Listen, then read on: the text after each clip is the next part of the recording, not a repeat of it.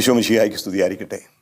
സ്നേഹമുള്ളവരെ, അത്ഭുതങ്ങൾ, അടയാളങ്ങൾ എന്ന ബൈബിൾ പഠന വിചിന്തന പരമ്പരയിലേക്ക് സ്വാഗതം.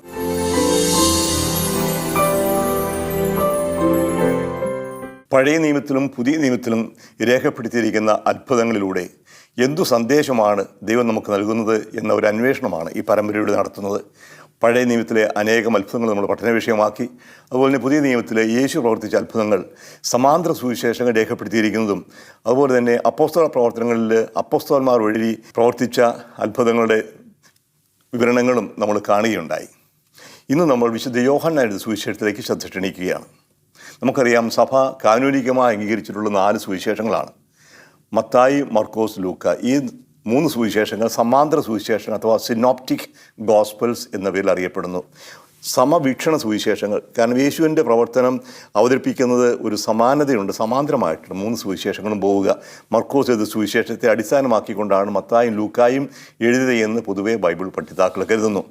അതേസമയം യോഹന്നാൻ എഴുതിയ സുവിശേഷത്തിന് വ്യത്യാസമുണ്ട്. അവിടെ യേശുവിൻ്റെ പ്രവർത്തനം അവതരിപ്പിക്കുന്ന രീതി, യേശുവിൻ്റെ ശൈലി, യേശു പറയുന്ന വാക്കുകൾ, അവതരിപ്പിക്കുന്ന വിഷയങ്ങൾ ഒക്കെ വ്യത്യാസമുണ്ട്. ഒരേ വ്യക്തി തന്നെ, പക്ഷേ പ്രവർത്തനം രേഖപ്പെടുത്തുന്ന രീതിയിൽ ഒരുപാട് വ്യത്യാസങ്ങളുണ്ട്. യോഹന്നാൻ എഴുതിയ സുവിശേഷത്തിന് 21 അധ്യായങ്ങളുണ്ട്. ആദ്യത്തെ 1-ാം അധ്യായം 1 മുതൽ 18 വരെയുള്ള വാക്യങ്ങൾ ഒരു ആമുഖമായിട്ട് പ്രൊലോഗ് എന്ന് പറയും. 21-ാമത്തെ അധ്യായം ഒരു എപ്പിലോഗ് അഥവാ ഒരു ഉപസംഹാരം പോലെ, ഒരു അപ്പൻഡിക്സ് പോലെയാണ് കണക്കാക്കുക. അപ്പോൾ 1-ാമത്തെ അധ്യായം 19 മുതൽ 20-ാമത്തെ അധ്യായം അവസാനം വരെയുള്ള ഭാഗങ്ങളാണ് ഒറിജിനൽ സുവിശേഷത്തിൻ്റെ കേന്ദ്രമായിട്ട് നിൽക്കുന്നത്. ആദ്യത്തെ ആമുഖമാണ് സുവിശേഷത്തിൻ്റെ മൊത്തം സന്ദേശം ഉൾക്കൊള്ളുന്ന ഒരു ആമുഖം പോലെ. 21-ാമത്തെ അധ്യായം പിന്നീട് കൂട്ടിച്ചേർത്തതാണ് എന്ന് ബൈബിൾ പഠിതാക്കൾ കരുതുന്നുണ്ട്. അത് ശൈലിയിൽ വ്യത്യാസമുണ്ട് അത് രേഖപ്പെടുത്തിയിരിക്കുന്ന സംഭവങ്ങൾക്കും. എന്നാലും അതും കാനൂനിക സുവിശേഷത്തിൻ്റെ ഭാഗമായിട്ടാണ്, ബൈബിളിൻ്റെ ഭാഗമായിട്ടാണ് സഭ അംഗീകരിച്ചിരിക്കുന്നത്. അതുകൊണ്ട് ഈ 21 അധ്യായങ്ങളും ബൈബിളായി, ദൈവവചനമായി, കാനൂനിക ഗ്രന്ഥമായി തന്നെ സ്വീകരിക്കണം. ഇനി സുവിശേഷത്തിലേക്ക് കടക്കുമ്പോൾ സുവിശേഷം 2 ഭാഗമായിട്ട് തിരിച്ചിരിക്കുന്നത് കാണാം.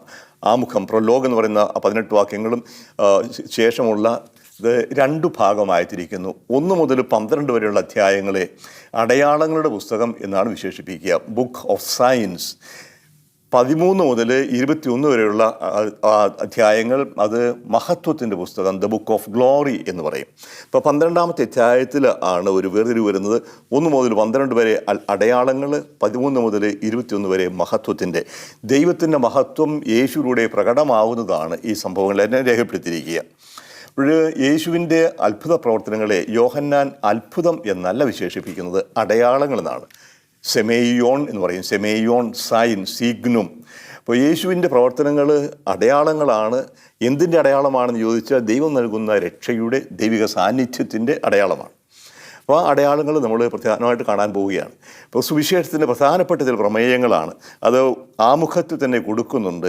പ്രധാന പ്രമേയം തുടങ്ങുന്നിങ്ങനെയാണ്: ആദിയിൽ വചനമുണ്ടായിരുന്നു, വചനം ദൈവത്തോടു കൂടിയായിരുന്നു, വചനം ദൈവമായിരുന്നു, അവൻ ആദിയിൽ ദൈവത്തോടു കൂടിയായിരുന്നു. ഇപ്പോൾ ദൈവത്തിൻ്റെ വചനം, ദൈവം തന്നെയായ വചനം, ആ വചനം ആദിയിലുണ്ടായിരുന്നു. പക്ഷേ ആ വചനം നമുക്ക് പ്രകാശമായിരുന്നു പറയും. സമസ്തവും അവനിലൂടെ ഉണ്ടായി, ഒന്നും അവനെ കൂടാതെ ഉണ്ടായിട്ടില്ല. സൃഷ്ടികർമ്മം നടക്കുന്നത് വചനത്തിലൂടെയാണ്. ആ ജീവൻ, അവന് ജീവൻ ഉണ്ടായിരുന്നു, ആ ജീവൻ മനുഷ്യരുടെ വെളിച്ചമായിരുന്നു. വചനം, ജീവൻ, വെളിച്ചം പ്രധാനപ്പെട്ട പ്രമേയങ്ങളാണ്. ഇനി ആ വചനം തന്നെയാണ് മാംസമായി നമ്മുടെ ഇടയിൽ വസിച്ചു. 14-ാമത്തെ വാക്യം, വചനം മാംസമായി നമ്മുടെ ഇടയിൽ വസിച്ചു, അവൻ്റെ മഹത്വം നമ്മൾ ദർശിച്ചു. വചനം, സത്യം, ജീവൻ, മഹത്വം, ഇങ്ങനെ ആഴമേറിയ പ്രധാനപ്പെട്ട പല പ്രമേയങ്ങൾ യോഹന്നാൻ സുവിശേഷത്തിലുണ്ട്, മറ്റു സുവിശേഷങ്ങളിൽ നിന്നും വ്യത്യസ്തമായിട്ട്. അതോടൊപ്പം ഒന്നുകൂടി സംഭവിക്കുന്നുണ്ട്. യോഹന്നാൻ എഴുതിയ സുവിശേഷത്തിൽ യേശുവിൻ്റെ വ്യക്തിത്വത്തിലേക്കും യേശുവിൻ്റെ വാക്കുകളിലേക്കും പ്രവർത്തനങ്ങളിലേക്കും ആഴത്തിൽ ചൂഴ്ന്നിറങ്ങുന്ന ഒരു ശൈലിയാണ് യോഹന്നാൻ സ്വീകരിച്ചിരിക്കുന്നത്. സംഭവങ്ങൾ രേഖപ്പെടുത്തുന്നു, പക്ഷേ ആ സംഭവങ്ങൾ രേഖപ്പെടുത്തുമ്പോൾ ആ സംഭവത്തിലൂടെ എന്താണ് വെളിപ്പെടുത്തുന്നത് എന്ന് വ്യക്തമാക്കാനായിട്ട് ദീർഘമായ വിചിന്തനങ്ങൾ, സംഭാഷണം നടക്കുന്നുണ്ട്. ഇപ്പോൾ ഒരു സംഭവത്തിന് ശേഷം ഉണ്ടാകുന്ന സംഭാഷണം, ആ സംഭാഷണം ഒരു വെളിപ്പെടുത്തലിൻ്റെ ഭാഗമായി മാറുന്നു. ഇപ്പോൾ യോഹന്നാൻ്റെ സുവിശേഷത്തിൽ ഇങ്ങനെ പ്രധാന ചില കാര്യങ്ങൾ നമ്മൾ ശ്രദ്ധിക്കുന്നത് നല്ലതായിരിക്കും. മറ്റ് സുവിശേഷങ്ങൾ പോലെ അത്ര എളുപ്പത്തിൽ കാര്യം മനസ്സിലായെന്ന് വരില്ല. പക്ഷേ ചരിത്രപരമായി യോഹന്നാൻ സുവിശേഷം മറ്റു സുവിശേഷങ്ങളെക്കാളും വിശ്വസനീയമാണ് എന്ന് പൊതുവെ ബൈബിൾ പഠിതാക്കൾ കരുതുന്നു. ഒരു കാര്യം മാത്രം എടുക്കട്ടെ, ഞാൻ സൂചിപ്പിക്കുകയുണ്ടായി, സമാന്തര സുവിശേഷങ്ങളിൽ യേശുവിൻ്റെ ജീവിതം, പരസ്യജീവിതം ഗലീലിൽ ആരംഭിക്കുന്നു. ഗലീലിലെ പ്രവർത്തനങ്ങൾക്ക് ശേഷം യേശു ജെറൂസലമിലേക്ക് യാത്ര ചെയ്യുന്നു.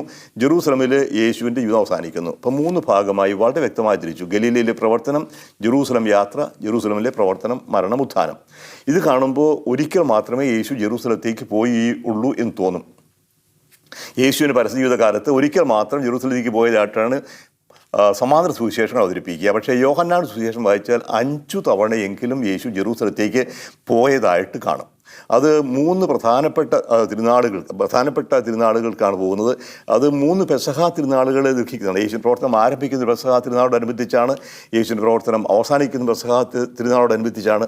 അതിൻ്റെ മധ്യത്തിൽ 6-ാമത്തെ അധ്യായത്തിൽ പെസഹ തിരുനാളോടനുബന്ധിച്ച് യേശു അപ്പം വർദ്ധിപ്പിക്കുന്ന സംഭവം കാണും. ഏതാണ്ട് 3 വർഷത്തോളം ദീർഘിച്ചതാണ് യേശുവിൻ്റെ പ്രവർത്തനം.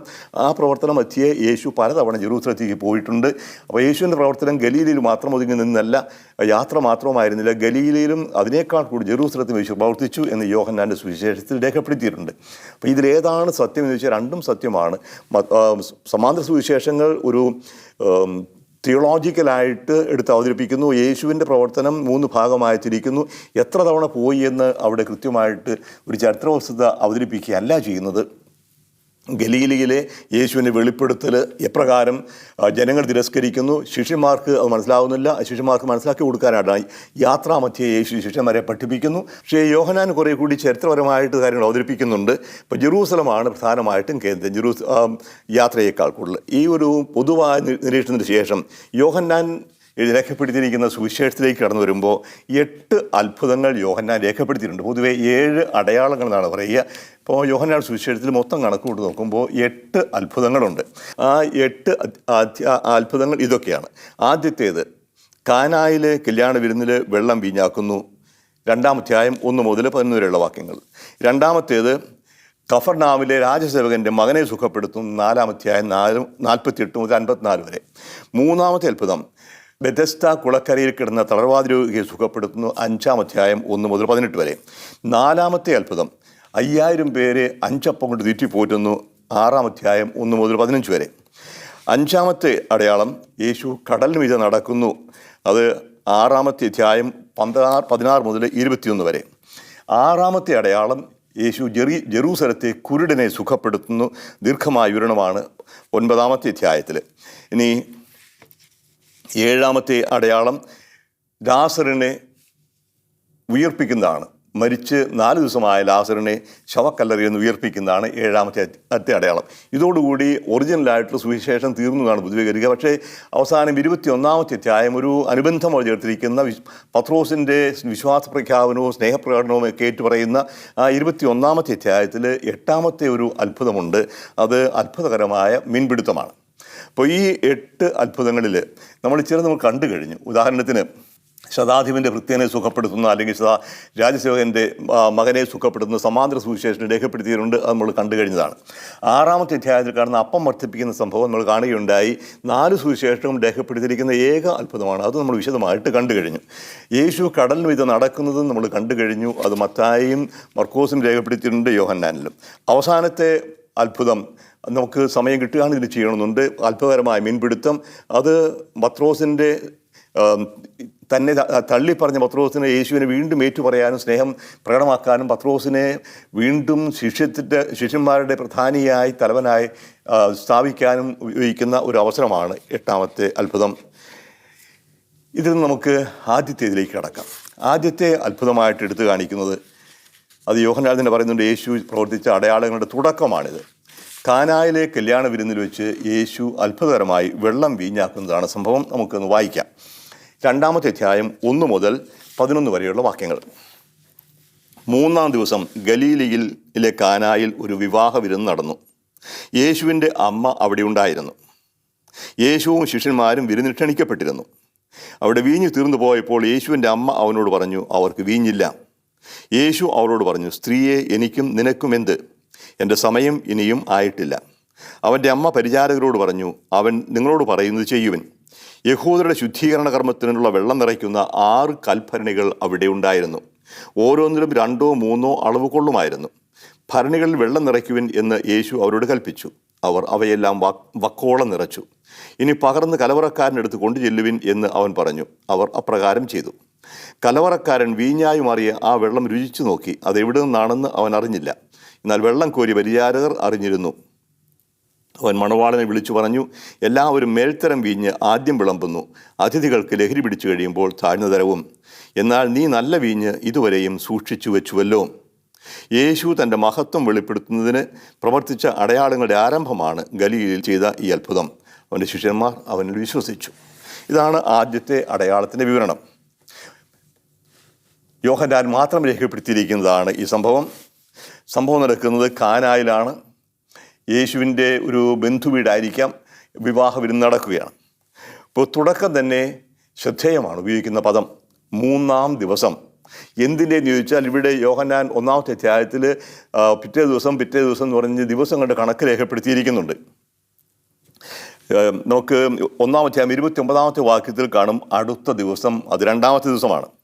35-ാമത്തെ വാക്യത്തിൽ വീണ്ടും പറയും അടുത്ത ദിവസം, അത് 3-ാം ദിവസമാണ്. 41-ാമത്തെ അധ്യായത്തിൽ ശിമിയോൻ്റെ സഹോദരൻ അന്ത്രയോസ് ശിമോനെ കാണുന്നു, 4-ാം ദിവസം. 43-ാമത്തെ വാക്യം പിറ്റേ ദിവസം, അത് 5-ാം ദിവസമാണ്. ഈ കണക്ക് നോക്കുമ്പോൾ 2-ാം അധ്യായം 1-ാമത്തെ വാക്യത്തിൽ കാണുന്ന 3-ാം ദിവസം 8-ാം ദിവസമാണ്. എന്ന് പറഞ്ഞാൽ ആഴ്ചയുടെ ആദ്യ ദിവസമാണ്. ഒരേ സമയം 3-ാം ദിവസവും 8-ാം ദിവസവും. എന്താണ് ഇതിലൂടെ പറയാൻ ഉദ്ദേശിക്കുന്നത്? 3-ാം ദിവസം എന്ന് കേൾക്കുമ്പോൾ സാധാരണഗതിയിൽ ക്രിസ്ത്യാനികളുടെ ഒക്കെ മനസ്സിലേക്ക് കടന്നു വരുന്നൊരു ചിന്ത യേശുവിൻ്റെ ഉത്ഥാനമാണ്. അവൻ 3-ാം ദിവസം ഉയർത്തെഴുന്നേറ്റു. അപ്പം 3-ാം ദിവസം ഉയർത്തെഴുന്നേറ്റു എന്ന യേശുവിൻ്റെ ഉത്ഥാനത്തെ സൂചിപ്പിക്കുന്ന ഒരു പദമാണ് ഇവിടെ ഉപയോഗിക്കുന്നത്, 3-ാം ദിവസം. അതേസമയം ഈ 3-ാം ദിവസം 8-ാം ദിവസവും കൂടിയാണ്. കാരണം നമുക്കറിയാം ആഴ്ചയ്ക്ക് 7 ദിവസമാണുള്ളത്. 8-ാം ദിവസം പറയുമ്പോൾ ആഴ്ചയുടെ ആദ്യത്തെ ദിവസമാണ്. അപ്പോൾ 8-ാം ദിവസം 3-ാം ദിവസം ഒന്നിച്ചു പോകുന്നു.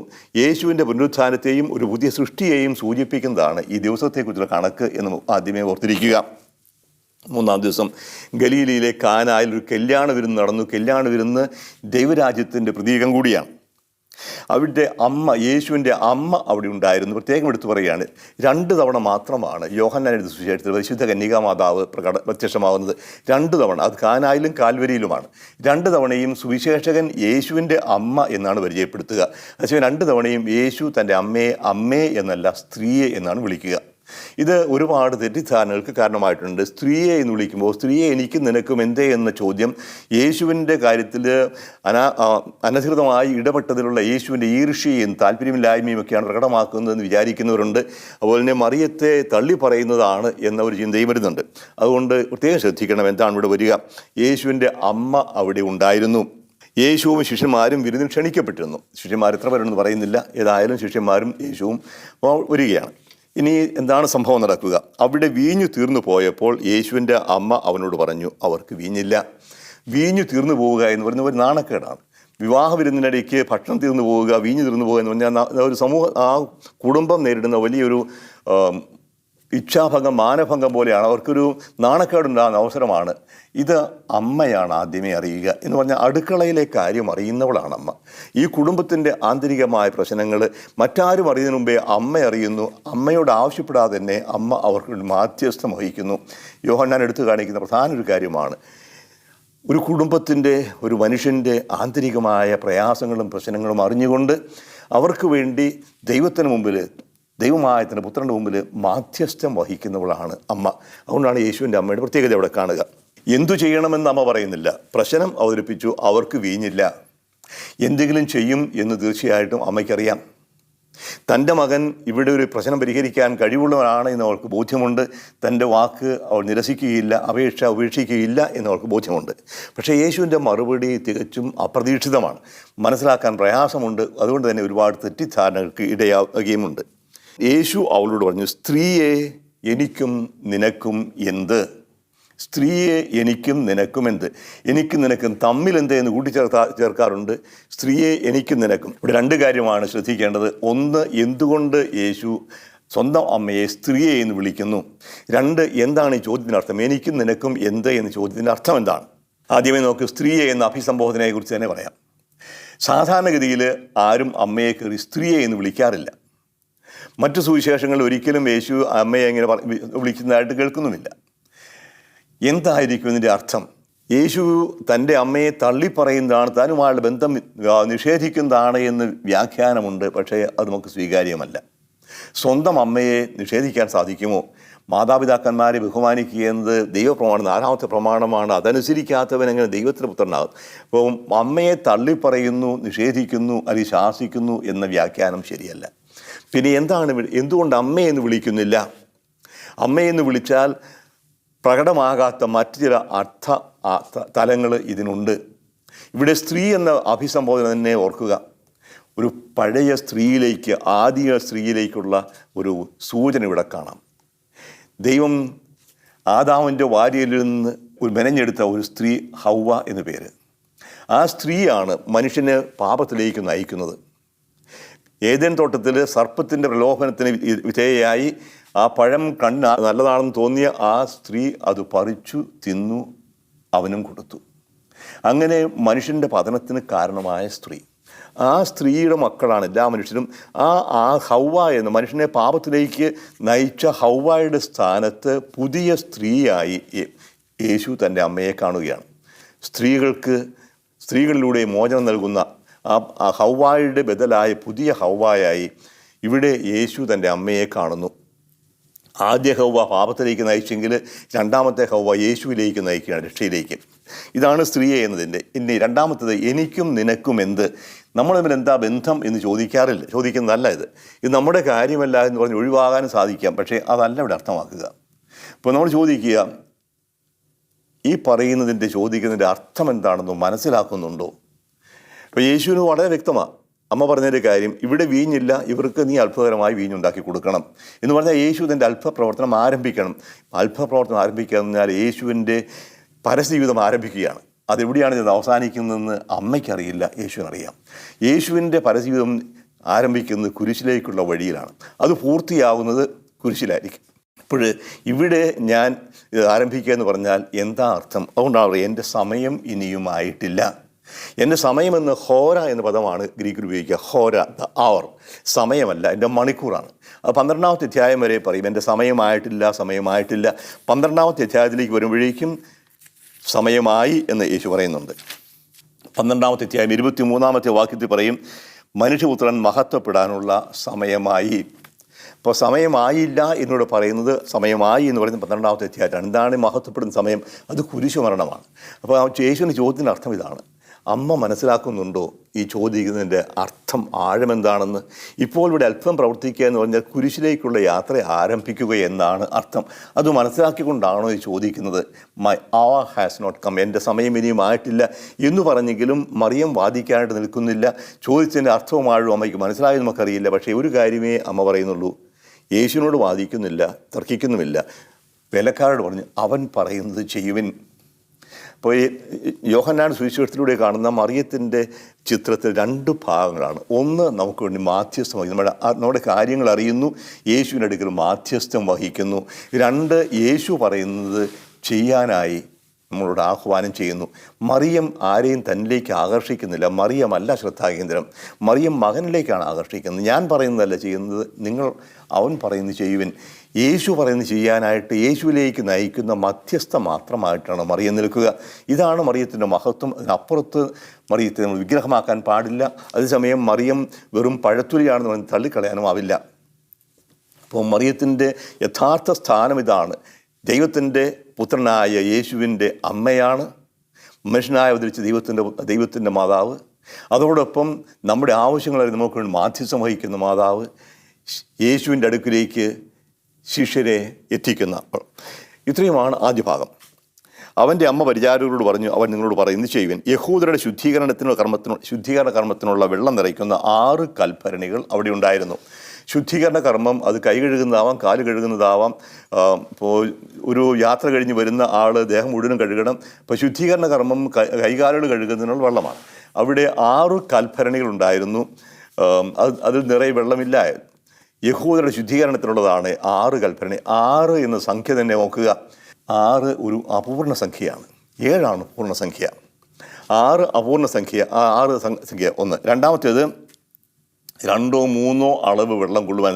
ഒരളവ് എന്ന് പറയുന്നത് ഏതാണ്ട് 40 ലിറ്ററാണ്. അപ്പോൾ 80 120 ലിറ്റർ വെള്ളം കൊള്ളാവുന്ന വലിയ കൽഭരണികളുണ്ടാകും. പക്ഷേ ആ കൽഭരണികൾ കാലിയാണ്. അവയിൽ വെള്ളം നിറയ്ക്കാനാണ് യേശു പറയുക. ഇപ്പോൾ പഴയ നിയമത്തിൻ്റെ പ്രതീകമാണ് ഈ 6 കൽപ്പനകൾ. ശുദ്ധീകരണ കർമ്മം പഴയ ശുദ്ധീകരണ കർമ്മമാണ്. ഈ കാല് കഴുകിയതുകൊണ്ട് കൈ കഴുകിയതുകൊണ്ട് ആരുടെയും ഹൃദയം ശുദ്ധമാവുന്നില്ല. അതുകൊണ്ട് ശുദ്ധീകരണ കർമ്മം പഴയ നിയമത്തിൻ്റെ അപര്യാപ്തത എടുത്തു കാണിക്കുകയാണ് 6 ശുദ്ധീകരണ കർമ്മത്തിൻ്റെ വെള്ളവും. അപ്പോൾ യേശു പറഞ്ഞു വെള്ളം നിറയ്ക്കുവാൻ. അവർ വക്കോളം നിറച്ചു. അതിനുശേഷം കോരി കൊടുക്കുകയാണ്. യേശു യാതൊന്നും ചെയ്യുന്നില്ല. അവിടെ ഇത് വീഞ്ഞാകട്ടെ ഒന്നും പറയുന്നില്ല. പക്ഷേ യേശു പറഞ്ഞു, അവരനുസരിച്ചു. യേശു പറഞ്ഞ വാക്കനുസരിച്ചു അവർ കോരി കൊടുക്കുമ്പോൾ അത് നല്ല വീഞ്ഞായി മാറിയിരുന്നു. അപ്പോൾ പഴയതിൽ നിന്ന് പുതിയതിലേക്ക് കാലിയായ കൽപ്പനകളിൽ വെള്ളം നിറച്ച് അത് പുതുവീഞ്ഞാക്കി മാറ്റുന്ന ദൈവരാജ്യത്തിൻ്റെ സന്ദേശമാണ് യേശുവിടെ പ്രഘോഷിക്കുക. ഇതാണ് യേശു ചെയ്ത അടയാളങ്ങളുടെ ആരംഭം. കലവറക്കാരൻ വീഞ്ഞായി മാറിയ വെള്ളം രുചിച്ചു നോക്കി. അത് എവിടെ നിന്നാണെന്ന് അവൻ അറിഞ്ഞില്ല. എന്നാൽ വെള്ളം കോരിയ പരിചാരകർ അറിഞ്ഞിരുന്നു. അവൻ മണവാളനെ വിളിച്ചു പറഞ്ഞു, എല്ലാവരും മേൽത്തരം വീഞ്ഞ് ആദ്യം വിളമ്പുന്നു, അതിഥികൾക്ക് ലഹരി പിടിച്ചു കഴിയുമ്പോൾ താഴ്ന്നതരവും. പഴയതാണ് നല്ലതെന്നാണല്ലോ പറയുക. ഇപ്പോൾ പഴയ വീഞ്ഞ് എന്ന് പറഞ്ഞാൽ നല്ല ലഹരി പിടിച്ചു കഴിയുമ്പോഴാകുമ്പോൾ കൊടുക്കുന്നു മോശമായ വീഞ്ഞായിരിക്കും അത് പൊതുവേ. പക്ഷേ ഇവിടെ എടുത്തു കാണിക്കുന്നു, നീ നൽകിയിരിക്കുന്നത് അവസാനം നല്ല വീഞ്ഞ് തന്നല്ലോ. ഇപ്പോൾ പഴയതല്ല, പുതുവീഞ്ഞാണ് നല്ലത്. പഴയതിനേക്കാൾ മെച്ചമാണ് പുതിയത്. ഇപ്പോൾ യേശു നൽകുന്ന വീഞ്ഞ് യേശു രക്ഷയുടെ പ്രതീകമാണ്, പഴയ നിയമത്തിൻ്റെ പ്രതീകമാണ്. ഇവിടെ പഴയ കൽഭരണികൾ, കാലിയായ കൽഭരണികൾ. ഈ കാലിയായ കൽഭരണികളിൽ വെള്ളം നിറയ്ക്കുകയും പുതുവീഞ്ഞ് നിറയ്ക്കുകയും ചെയ്യുന്നത് പഴയ നിയമത്തിൻ്റെ പൂർത്തീകരണം യേശുവിൽ വരുന്നു. പഴയ നിയമം വാഗ്ദാനം ചെയ്ത് യേശു പൂർത്തിയാക്കുന്നു. യേശുവിലൂടെയാണ് പുതുജീവൻ വരുന്നത്. ഈ പുതിയ വീഞ്ഞ് പുതിയ ജീവൻ്റെ അടയാളം കൂടിയാണ്. ഈ നല്ല വീഞ്ഞ് ഇതുവരെയും സൂക്ഷിച്ചു വെച്ചുവല്ലോ.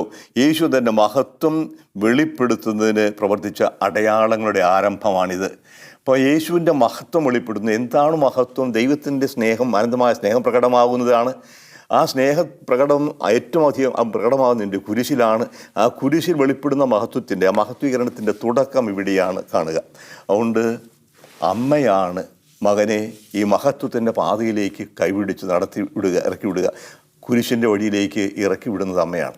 എൻ്റെ സമയം ഇനിയും ആയിട്ടില്ല എന്ന് പറയുമ്പോഴും അമ്മ മകന് ഒരു ഇനീഷ്യേറ്റീവ് പോലെ കൊടുക്കുകയാണ് ഈ പ്രവർത്തനം ആരംഭിക്കാനായി. അവസാനം പറയും, അവൻ്റെ ശിഷ്യന്മാർ അവനിൽ വിശ്വസിച്ചു. വിശ്വാസത്തിലേക്ക് നയിക്കുന്നതാണ് അടയാളങ്ങൾ.